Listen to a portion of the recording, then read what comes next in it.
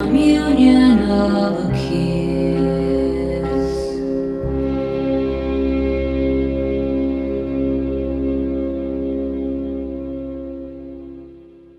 Hi, everybody. I'm Kyle DeCoyan. I am the executive director of the Poetry Project. I have a really good and grateful feeling about being here with all of you tonight. I so admire and respect both of these poets, and I've really been looking forward to this reading.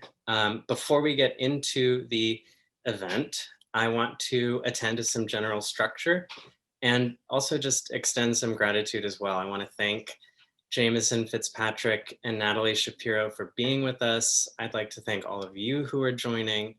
And I would also like to thank everyone at the Poetry Project who is making sure that this event runs as smoothly and thoughtfully as possible, and hopefully without any malicious intrusion. So thank you to Matt D'Angelo, Anna Kreinberg, and Roberto Montez. Anna is going to drop a link for some Zoom frequently asked questions into the chat.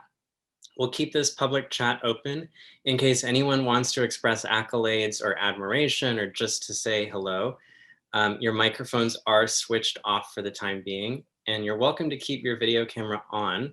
Just note that this event is being recorded. So if your camera is on, your face may be visible at some point in the archived video of the event. In the upper left corner of the Zoom screen, I also want to note that there's a link for a live transcription through Otter AI, in case anyone may appreciate having access to that feature.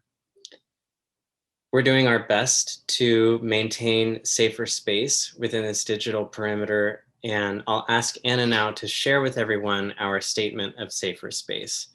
If you do receive any unwanted private communications in the course of this event, please just chat any of the Poetry Project staff who are identified with the appellation staff, and we'll get it taken care of right away. If we were gathering tonight, as we have for 50 years, in shared place as well as time, we would be in the parish hall of St. Mark's Church. We're committed to continuously and critically engaging the history and future of our presence in this particular space. And as part of that, we would like to acknowledge that our venue, as well as the place I'm speaking from tonight, is built upon unceded indigenous lands, specifically the territory of the Lenni Lenape people. We recognize the continual displacement and violence perpetrated against indigenous people and people of color by the US, and are aware that these kinds of acknowledgements can be misused as stand-ins for actual decolonization work, which is something for us to bear in mind as we go forward in our ongoing commitment to accountability, reparation, and equity.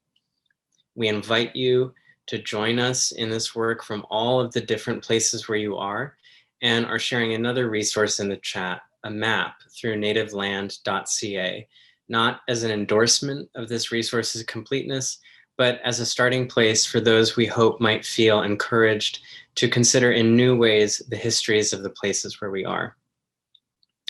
We usually set up the chairs together and put them away together in the parish hall at St. Mark's, and I find that even as we gather in these more remote grids, our community is still finding ways to make and hold special listening space together. So thank you for being with us and for figuring it out with us. We've made all of these online programs free, and we've also continued to pay poets and artists for their readings, performances, teaching, and writing. So if you feel moved to offer your support for this work, Anna is placing another link to donate in the chat. And now I will move to introducing our first reader for tonight, Jameson Fitzpatrick. I loved reading this book, Pricks in the Tapestry, and I have also loved following how deeply and differently moved other readers have been in their encounters with it. I think partly these poems mean so much to me because of how generously and authentically present Jameson is in their ardor, their doubt, their longing, their fear. Most of us really calcify those experiences with different kinds of objective distance or diminishment or rationalization. But these poems bring such equally open affection and attention to feeling and thought. They take seriously inexplicability and intuition, and I think that's also formally evident. Metrically, syntactically, syllabically, the poem's music is composed of alternate prevarication and exactitude.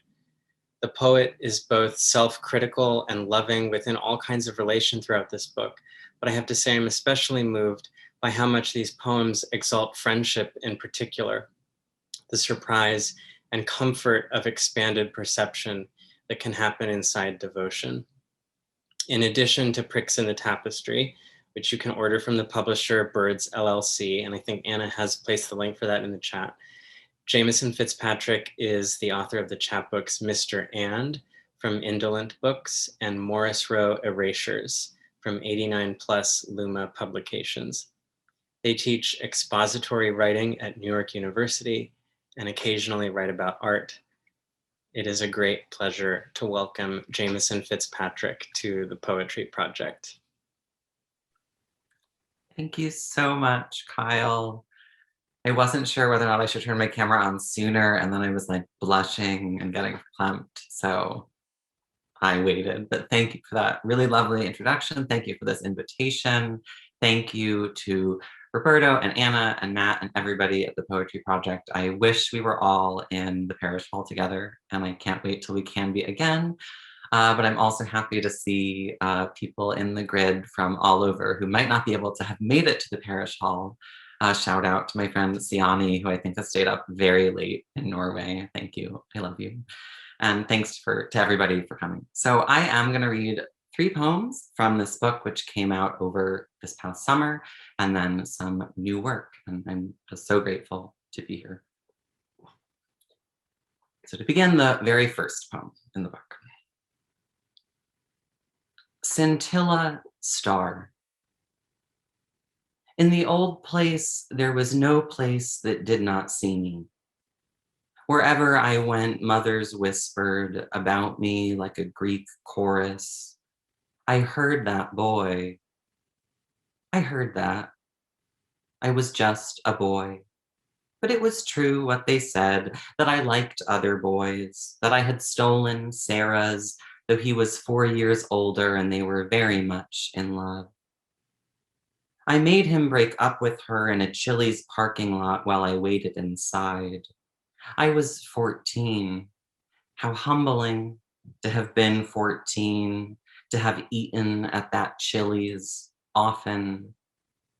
That summer, I had no taste for anything but him, faintly of chlorine. When he left for college, I had no one. Sarah's friends stared me down at school. I found it was better if I could not be no one to be someone, small but particular, specified, which was an apprenticeship for special, cold, another word for cool. Now we're going to flip all the way to the end of the book. So if you want to know what happens in between, feel free to read. And I'm going to read the last 2 poems in this book. And this next one's a long one, so get comfortable. The poem they didn't write was about how the company of women had constituted the best of their life, was a love song, advocated for platonic intimacy as the ideal form, quoted Plato quoting Socrates, quoting Diotima, quoted Tim Dugos telling Mary Ellen, I want to be a woman when I think I could be like you, wondered, why have I already quoted Mem in a poem about my love of women, quoted Kate, I don't want your face, I want what your face can do. Those lines were from the first thing they ever heard her read, and they never forgot them. The poem they didn't write was about the brilliance of women, their friends, how many of their most enduring relationships began with the 2 of them recognizing the animal of the other in their poems. was about identification, reproduced Anna Schwir's The Same Inside in full. Whenever someone asked about their favorite poems, they said, that one. Also, Anne Sexton's Just Once. Also, many poems by women about men, but just once, let's leave them out of this. That's what's so great about the Schwier poem, how the encounter with the woman on the street replaces the need for the lover, and how the encounter is not, in fact, a replacement, but the real thing. The lover is just a stand-in. The poem they didn't write always remembered that. The poem they didn't write began when they were dismayed to realize they'd written a book about men. In the poem they didn't write, they felt free to say, I'm not one. The poem they didn't write was an effort to correct the image they saw reflected at the vanity. In a meeting, Samson, just one man, said, it's strange when he thinks of you in the company of women, but there aren't many in the poems. Diana agreed later over drinks, adding that it wasn't just about being friends with mostly women, though it's true you were, but also about how women were your strongest influences. Yes, the poem they didn't write would be an account of their literary education, beginning with the Brontes and Mary Shelley, and include everything, all their favorite writers, in the order they came to them, and also their many brilliant friends and their greatest teachers, Marie and Anne and Brenda and Deborah, who also happened to be some of their favorite poets. What a lucky life, they thought, working on the draft. It was also about the imperative to write like a man, which they had never understood or wanted to do, though they had heard some of their brilliant friends confess this desire in spite of themselves. They still couldn't figure out what it meant, except that perhaps the desire to write like a man was really just the desire to be read like a man, which itself was really the desire not to be read like a woman because of men. I don't want your face. I want what your face can do. The draft was didactic, but it felt like they were on to something. They returned to their first idea for the poem they still hadn't written, a personal history of feminine identification in the form of a list. They told Sasha about it as they waited for the play to start. The poem would begin with their mother, their childhood closeness, with their stealing their older sister's dresses and library books, which they used to read in a single sitting on the floor of the downstairs bathroom, door locked. A little girl named Alice lived in the mirror there. She and her world looked exactly like them and theirs, only she was a girl in hers. Then the poem would turn to vignettes of adolescence, Abby using an eyelash curler as a roach clip, Abby in oversized plastic sunglasses, Abby passing them the roach and the sunglasses and then taking a picture, the two of them searching her carpet for shake or scraping resin onto a piece of paper when the town went dry, thanking Goddess when they remembered a nug tucked away in a jewelry box, how hard they'd laughed until they cried or peed or begged the other to stop, each of them weeping once in the arms of the other, sharing a bed. When they thought of their happy times inside that unhappy time, they thought of her room, or ashing a Turkish royal out the window in the back of Megan's car, or later when Abby got her license, packing the bowl in the passenger seat as she drummed the wheel, or once they got their license, the rides to school with Sophie and Meg, seeing that terrible gay indie film with Aaron instead of going to prom. They and Abby weren't speaking then. And the soundtrack, they couldn't write the poem they didn't without Joni and Carly and Stevie and Patty and Ricky and Liz and Alanis and Fiona and Amy and Sean and Regina and Rachel and Corinne and Jenny and Joanna and Martha and so the poem they didn't write had to record something of the endless exchange of mix CDs between Abby and them, their epic reconciliation playlist, the nights the only plan was to lie back and listen. Next, the poem followed them to New York, to parties with Martika and bars with Siani and concerts with both of them, who liked some of the same music and had new voices to trade to, further nights to stay up smoking, then to galleries with Dana and Sophia, after parties. But the list became monotonous, all coterie and no content. They tried again. In a blank document, they wrote, title, The One Boy at the Girls' Sleepover. and nothing else. They went to Athens with Elisa, who listened to them describe their struggle and suggested they find a model. They thought about it until they thought of Olena Kalidiak Davis's The Poem She Didn't Write from her book of the same title. She'd visited when they were in grad school and led a master class. The poem they didn't write was a response to the prompt she distributed, a worksheet titled Irritable Reaching, Blank, and the Psychology of Poetic Practice. The poem they didn't write reached irritably. The poem they didn't write was missing something. The poem they didn't write was not interested in psychology. The poem they didn't write missed analysis while they were in Greece. They discussed gender a lot there, in analysis and in Athens with Elisa. It was a vexing question they were asking. But the poem they didn't write wouldn't let that in. It was meant to be a celebration, a praise song, simple and hummable, something children could sing and around, the girls in them at the sleepover.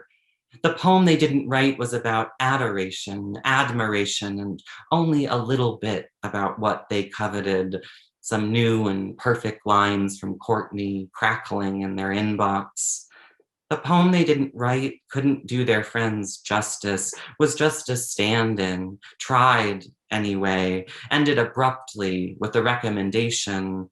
This book is almost over. When you finish, please read Kate Mahoney, Diana Hamilton, Sasha DeBevick McKenney, Elisa Gonzalez, and Courtney Bush. May you find some joy in their company, as I do. Story of my life.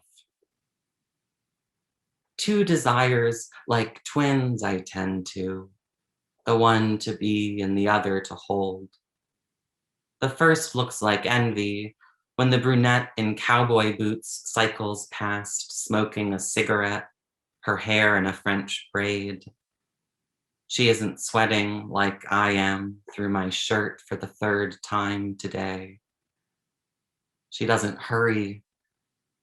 Or later in the park where I am killing time, when the woman on rollerblades shows me the shape of what I sit on the edge of, the same cobbled circle as always, looping and looping in a short dress, pixie cut, perfect port de bras, her own music in her ears. I read a book about a woman who loves a man.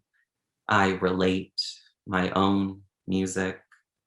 Now the other desire cries out as though I can only neglect him for so long. And there he is, this time taking the form of a skateboarder, so lithe and dark-haired it hurts to look at him, though of course I can't stop, knowing I'll have to go eventually, or he will, and then I may never again have the pleasure of looking at him. The pain, I mean, in my teeth. I think of an Elaine Scarry line. The first demand of beauty is to keep looking, but when I go to look it up later, it's not there. In fact, I wrote it in my notes on the book where I thought I'd find it, the one about beauty and justice and error. He's not very good at skateboarding. I mean, he can't quite clear the base of the statue that's drawn him here and keeps tumbling away from his board. Scarry says the first demand of beauty is replication. I've already written this poem in this park, though it was a different statue and a different man. Is desire without pain possible? Is desire possible without pain? Really, I want to know. I want to stop writing this poem. I want him to say, yes. And how graceful she is, avoiding his orphaned board as it rolls her way. So that's where Pricks in the Tapestry leaves off. And this summer I started a new project. It's a series, a serial, it's a newsletter I do called Moments of Pleasure. after the Kate Bush song. And this is prose, but it's still poemy, don't worry. And I think that's all I need to say about it. In college, my first oyster, which, like reading, coffee, beer, liquor, certain sex acts, I liked less at first than I liked the idea of liking, of being the kind of person who. My memory now is not of the taste of that oyster, but of the thrill of novelty, consumption as initiation, which takes on a taste, brine, and a temperature, on ice. In On Beauty and Being Just, Elaine Scarry warns of the threat that generalizing poses to our ability to recognize beauty, how thinking generically can obscure precisely what is thrilling about specific iterations of the generalized thing. To illustrate her point, she quotes Proust on the unappealing category of the good book. So it is that a well-read man will at once begin to yawn with boredom when one speaks to him of a new good book, because he imagines a sort of composite of all the good books that he has read, whereas a good book is something special, something unforeseeable. Beauty, Scarry advises, always takes place in the particular. In general, I agree, but Proust knew something too about how a category can be made beautiful, as if illuminated, by the presence of a cherished iteration within. If beauty is, as Scarry suggests, an event, it is one that can reverberate across time and place. When I eat an oyster, I am not returned to that first oyster so much as I am granted access to a continuum of all the oysters I have ever eaten. I go back to tables and bar tops and restaurants that have closed in cities to which I cannot at present travel, to tender, unconsidered proximity with my far-flung friends, Sophia and Natasha and Diana and Shiv and Dana and Marlo and Siani, to glasses of champagne and pints of beer and too many martinis, to the laughter and gossip and hashtag processing through which the love was grown and grown and grown. Even an exception, leaving Jacques when I lived there after an argument and then ordering a dozen to be eaten as dinner alone, gets folded into the category, which is lit like the bar was that night, gold and low and soft, forgiving everyone. What does an oyster taste like if I've never eaten just one? Like oysters. What do oysters taste like if every oyster tastes different? Like promise fulfilled and somehow still promise, the plate not yet empty. It has been many months since I last ate oysters. This is the first summer of my adulthood in which I cannot expect to. No matter, I don't have to taste them to taste them. It is enough to be refreshed. Not returning, but the feeling of return. Back in the city, I'm just another girl in a sweater. Not coming back, but being back. The feeling of having recently returned to a beloved city or just slipped into a favorite sweater. Not unlike the feeling of having given in and put on the song whose hook has been stuck in your head. Back in the city, I'm just another girl in a sweater. The relief of the completed action, scratched itch. Once I crossed an ocean just to have this feeling upon coming back. Not true, but it sounds good, like the song I couldn't stop listening to that particular month. Back in the city, I'm just another girl in a sweater. I wore a sweater on the plane so it would be true when I tweeted the lyric from the back of the cab home from JFK. That's true. Back in the city, I was just another girl in a sweater, sweet escape into the relative anonymity of Manhattan. I don't live in Manhattan anymore. To return home now is to arrive at a different destination. After we moved in, I told Elisa, who had been living just a few blocks away, that I was looking forward to when this neighborhood started to feel like home, waiting for it, almost anxiously, that nagging worry it won't. Then the other day, having come back from another place that was once but is no longer home, being struck by it as if having suddenly stepped into sunlight. The walk 2 blocks home from the market, which, like the walk, is no longer new to me. Trace of a cigarette from where I can't tell at first, sweet spice, taste of fall. I don't smoke often anymore, and other people's cigarettes don't always smell good to me now, but this one does. Like a gift, it reminds me, returns me to a time when cigarettes were still new, behind Abby's bedroom door, or on the quad of the college with the little theater where we used to go see subtitled films. Deucing a Marlboro Red slipped out of her mother's pack, taking turns play acting the life we wanted. It's fall there in the memory of the imagined future, sweater weather. Even seeing the woman sitting on her stoop with a cigarette see me take an exaggerated, appreciative whiff, what would normally embarrass me to be observed this way, doesn't diminish how happy I am to be back, sun on my face, in a sweater again, just another.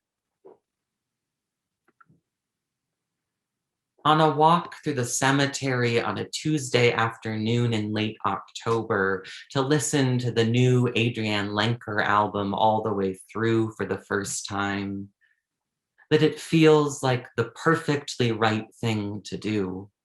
One perfectly right thing. The way she's recorded the acoustic guitar so that you can hear the strings vibrate. That I could still learn to play guitar. That as long as I don't try, I can imagine getting good at something. Good is a direction I want to go in. The fact that it's finally fucking sunny again and not hot. The yellow trees, the yellow feeling that follows. Where the grass, still mostly green, has gone unmowed a while and is so teeming with tiny birds, finches, that it seems alive and powerful, as though the ground is reanimating the fallen leaves, transfiguring them and sending them back into the air as birds. That when I get home, I can find out whether they are finches, that I could now but can wait, that I'd rather look at them than look them up. That my love for the birds, for their particular tininess, asks nothing of them and is therefore simple. One of my oldest, most abiding joys, the privacy of reading, locking myself in a bathroom with a pilfered book, or staying up past my bedtime with a flashlight under the covers to finish whatever was better than sleep. I love reading a good book, and not more than or as much, so much as a part of that, I love not telling anyone about it. Not at first anyway, not right away, not everybody. In the morning, I'll tell Elisa. If the book has been good in a way that upsets me, maybe I'll text her, OMG. One challenge of my constraint to document only moments of pleasure is that so few moments are of pleasure only. I can't tell you how much I savor the intimacy I find in books without mentioning that these days it can feel like a defect. Everyone's an evangelist for what they like, book people especially, and so I experience my desire not to share as a kind of failure of duty. It isn't a hoarding impulse, though. I'll tell all my friends who read when I talk to them, you have to read this book. I want to protect my love for the book from my declaration of love for the book, from the performance you cannot get outside of when you say something in public, online. It doesn't matter how much I mean it there, or it does still, but it also matters what it means to say it and to whom it matters and why I have been moved to say it to nobody and everyone. And that has nothing to do with why I have ever loved any of the books I love most. I realize that I've been saying books when what I mean is novels, an inversion of my student's tendency. I wonder what that means. But I meant to tell you about something that felt good. Finishing Tristan Garcia's Hate, a Romance, in French, The Best Parts of Men, in an almost empty car of the L train in December, when I am 20 and drunk and on my way home from some DIY venue in Bushwick, probably, as was my wont in that life which feels former. I cried and cried so hard I convulsed and could not stop. Like a crazy person, I thought the only other person in the car must have thought of me, which I more or less was then. It did feel good to cry that way, to be witnessed, involuntarily and in that way, ingenuously. What was I trying to tell people once with my books and my love of them? What did books, not the category, but the best of it, make me think I no longer needed from the people outside of them?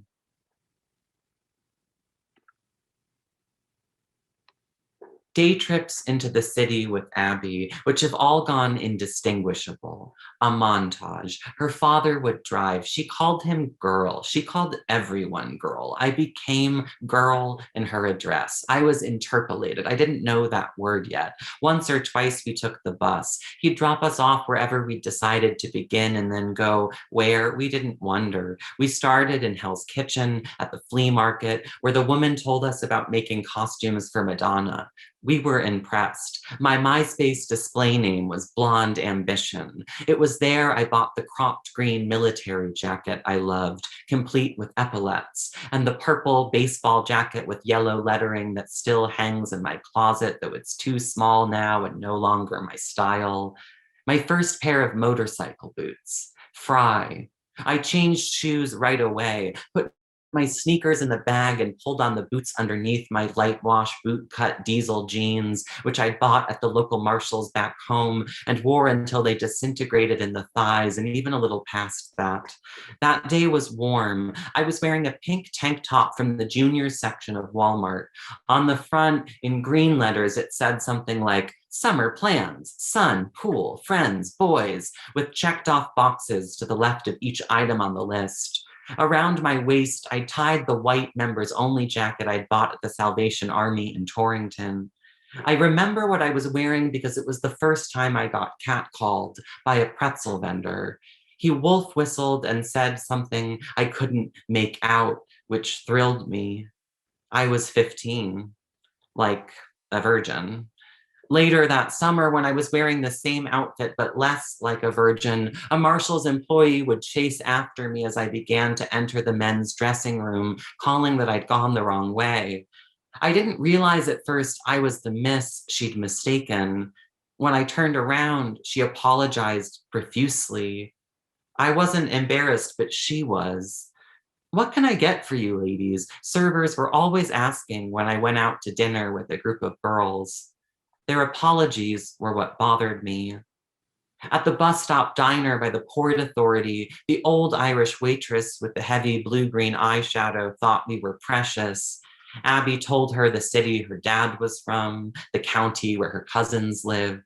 I had my first BLT. Before any of this, we bought cigarettes right off the bus, chain smoking because we didn't have to savor them, because we could buy as many as we could afford and had already bought 2 packs of Turkish Royals each. We went to head shops. We went to the diesel store on Union Square, which had become an American Eagle by the time I lived 2 blocks away, my freshman year of college. We went to the City Opera thrift shop on East 23rd, where I flipped through CDs and bought one called The Red Shoes by Kate Bush, whom I'd heard Tori Amos compared to. I loved Tori Amos, and I knew that one Kate Bush song everybody knows, not the one on the hill, the one on the moors. I didn't know anything yet. You already know my favorite song on the album, Here Come the Hills of Time. Thank you all so much. I'm so grateful to be here, and I can't wait to hear Natalie. Thank you, Jameson. That was just radiant. it was really, really radiant. It was so full of warmth, and just such a generous reading. I'm so excited to introduce Natalie Shapiro. I think part of the great satisfaction of reading Natalie Shapiro's poems is that feeling of something finally being said, something we've resisted because it's discomforting, or because it reveals what we wish we didn't cling to, or because it's been impossible to apprehend underneath so much willful disguise. And still the poems kind of apparate out of what's been in front of us all along. Their titles airdropped from the daily into weirdness. Flowers would have killed you. Is this a bad time? Don't spend it all in one place. It's shocking to realize what language is commonplace, and more shocking is how much and how intractably we are made of it. The poems unsettle what we've grooved into forgetting or ignored, anaphoric, cutting and surprising with measure across the line breaks. Why do we so insist upon fictions of merit, ideas of order and obligation? But the correlative to the critical, of course, is a sense of possibility, that we can rearrange the elements for the sake of some submerged or yet unrealized candor. Natalie Shapiro's new book is Popular Longing, out from Copper Canyon. She's also the author of 2 previous collections, Hard Child, also from Copper Canyon, and No Object from Saturnalia. Her writing has appeared in The New Yorker, the New York Review of Books, the Paris Review, and elsewhere. She teaches at Tufts University.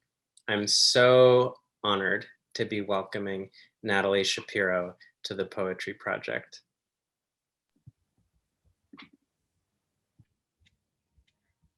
Thank you so much. Kyle, thank you for this intro, and thanks to everyone at the Poetry Project for making this happen and making so many other amazing events happen. It's really cool to be here, and it's really cool to read with Jameson. Jameson, that was gorgeous and really stirring. And I love Pricks in the Tapestry very deeply and in an extreme way. So hello, the first poem I'm gonna read is called My Hair is My Thing. The symphony's out of money again, and no wonder. All those violins, the twisted strands and sponges. Who could not think of torture? Last week I read a novel about a man so awful that when he died, I wept because it was fiction. I wanted it to be real, so I could watch him really die. And I wanted you to die also, and to be feted with a lengthy organza-filled funeral, so that I could make a big show of blowing it off. I decided to go out and get a tattoo of your funeral with me not there, but apparently it's illegal here to tattoo a person who's crying. The trend now is to be interred with beloved possessions. Pearl-trimmed gun, gold watch, whatever you got. Some people recoil at the waste of it, but not me. These contused little objects of wealth, they're disgusting. I just pray we have earth and shovels enough.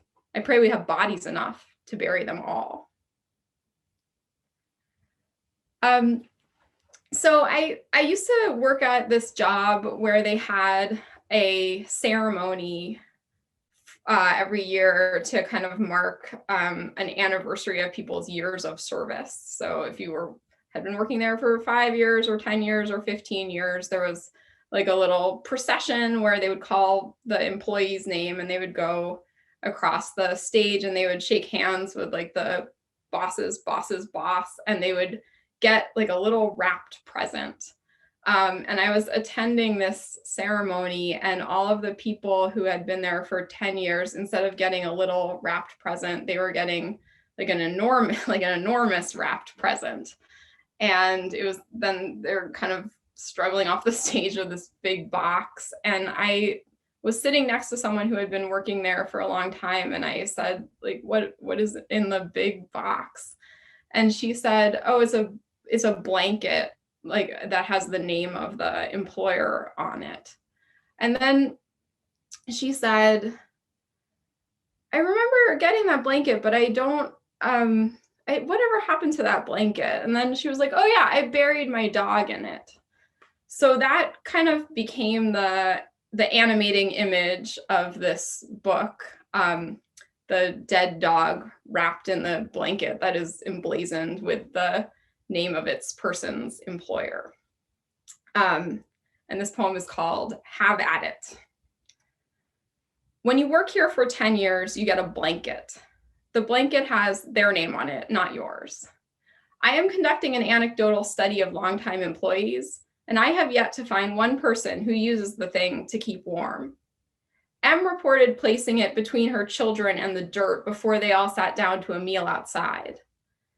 S recounted how she rustled it out of a half-struck bureau drawer to wrap her beagle's body after he died. She buried that dog herself in her bloomless little side yard and registered embarrassment when the meter reader caught her there intoning over the body with a hymnal. But why should we be embarrassed? It certainly can't be beneath us to bless our animal dead when all our scientists do all day is endeavor to prove that great apes mourn, that elephants mourn, that houseflies mourn, that when a fiddle leaf ficus succumbs, another ficus keens in its earthenware. We would like to be assured that everyone is recognized in death, unseen as we are in this life. It's all we have. Weekend. Some people despise doing laundry, but I don't mind it. And I think we can all agree it feels so good to engage in something you don't mind, to have a neutral feeling. My only 2 childhood memories are hearing the song, "Everybody's working for the weekend," and seeing the bumper sticker, "The labor movement, the folks who brought you the weekend." I gathered the weekend was the portion of life that was understood to matter. Now that I'm grown, I know that just means sex. The labor movement, the folks who brought you sex. Though of course there are other things to be enjoyed. "I don't want to be pitied," said my neighbor, after explaining to me she hated her children, not children in general, but just her own. Our neighborhood is overrun with garbage, and the summer makes it reek, which ruins the otherwise neutral feeling I have regarding the sun and the sense of it on me. It's not that I think of myself as my own child, but as an animal that, having been bred with abandon, won't birth without someone snapping on gloves and boiling the kettle and cleaning the cotton sheets like I'm doing now, clipping them up in the sun to dry. It feels so good. Green. I saw an image of Cleopatra being delivered to Caesar in a rolled up rug, just falling from the rug. And at work, I began to be worried that others, and especially those in supervisory roles, viewed me as green, temperamentally inexpert. I tried wearing crisper shirts, but it didn't help. So of course, when all my friends began to die, I found at last a means of proving myself through inattention to their passing. I refrained from sharing remembrances, that time we pulled B's ruined tooth, or when Elle and I hiked out to the obverse side of the Hollywood sign. When colleagues sought to console me, I offered only the stoic rejoinder, "Death is a part of life." I underwent my yearly performance assessment and was prompted to name a task at which I excelled. I said, truly knowing that death is a part of life. And when I was then asked to articulate a plan for improvement, I said, speaking louder when stating that death is a part of life, and perhaps appending an amplifying gesture. I returned to my desk and removed my heels and capped my pen and called B's mom and told her about the tooth. She recounted for me his younger years, mud covered or up to his shoulders in the cold ocean. She said he had been ready to die, that through his suffering he'd sworn it several times. Though also he'd said several times that he was not ready. It was tough to know. Flowers would have killed you. The river is heavy with phosphorus and scum. It causes liver damage if ingested. I don't know exactly whose runoff it is, but so long as they're taking press photos with prize-winning children and donating sizable sums to the ballet, I take no issue. River's yours. Once I saw a guy struggling to talk his way out of some base thing he'd done, and his underwhelmed companion said to him, "Flowers would have killed you." Now I say it all the time. The councilman announces he's sorry for taking advantage of the district's trust, or the paper issues the mother of all retractions. And I'm right there at the window, readying myself for the knock and the spray of larkspur and tea rose. You shouldn't have. 50. He said, "If you keep punishing yourself like this, you'll be old by the time you're 50.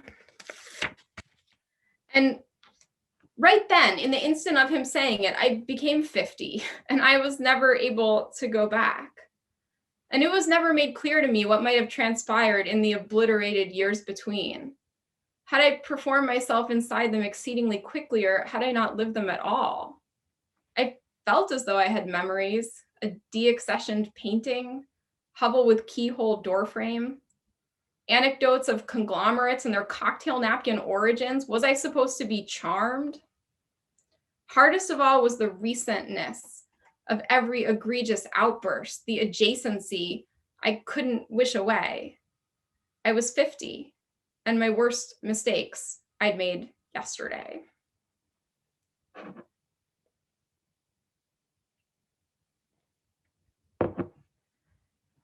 Three poems about California. The first one is called California. And it's kind of pronounced like California. We often ate late by flameless candles and took turns choosing how best to be disposed of. I want to be buried. I want everyone to be buried. I realize there's scarcely a spare acre left in the ground, but I just can't do without the indecorous transit from parlor to plot.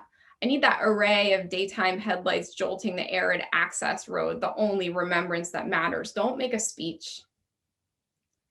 For years, I would wonder whether the man who attacked me, in his memory, did the event of it persist as a dull sort of flash? And then he died and became himself just a flash in the mind of the world. And now I wonder, is he anywhere? I don't believe in hell. And also, I don't believe in nothing. So that leaves only heaven. I have a couple questions. It is my understanding that the weather in heaven has only a single setting, which is pleasant. I haven't spent real time in California, but friends of mine who've moved there say it's difficult, absent the changing of the seasons, to remember when things took place. With reference to always the lodgepole pine and the low bent needle grass, you get confused. Dates, sequences, even the people involved. You can almost imagine the whole thing was somebody else. A space to train and exit.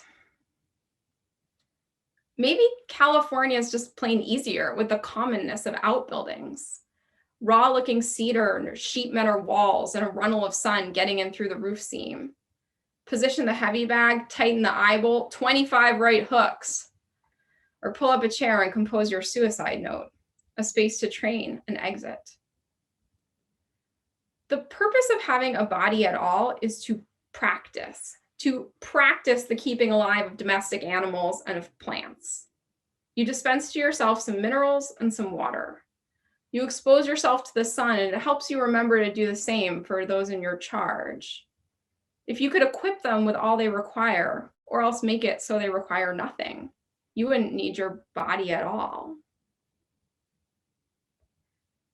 The suggested face for sorry.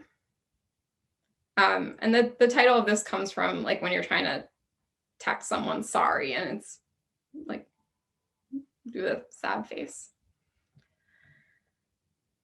The suggested face for sorry. You and me, we are the opposite of twins in an old story. When I am in pain, you don't feel it. If I up and retch, you never guess. The city laid out poison along the tunnels and tracks meant for rats, and one day my dog ate some. She was fine. I've never been so jealous in my life. I want to do the things we do to die and then just take off sprinting in the steep ravine. In my dream, I walk my dog and you cross our path and she torques at you and rears and snaps. She senses you are wholly bad. They say animals can tell. It's like with earthquakes.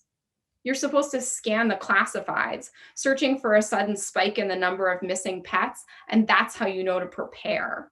Maneuver away from shelving. Crawl to the nearest door frame.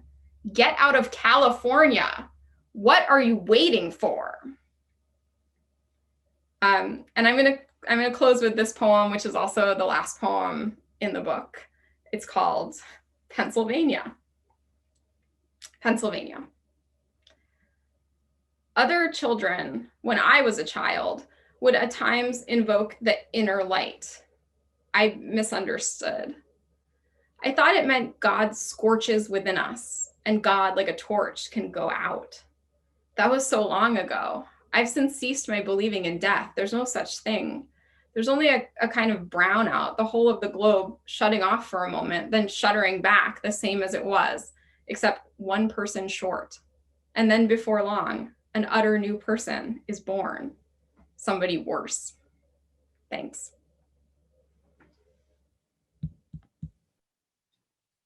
Thank you so much, Natalie.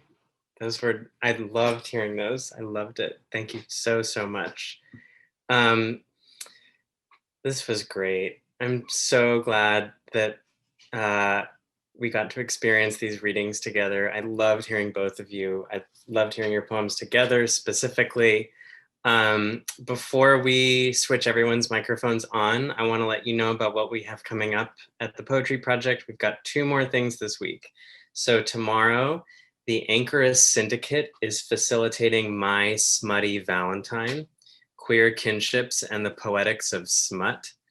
And then on Friday, Anaïs Duplan will read with Golden. I loved that this happened. I'm so, so grateful. Thank you again. And now I think everyone, you should be able to turn your microphones on.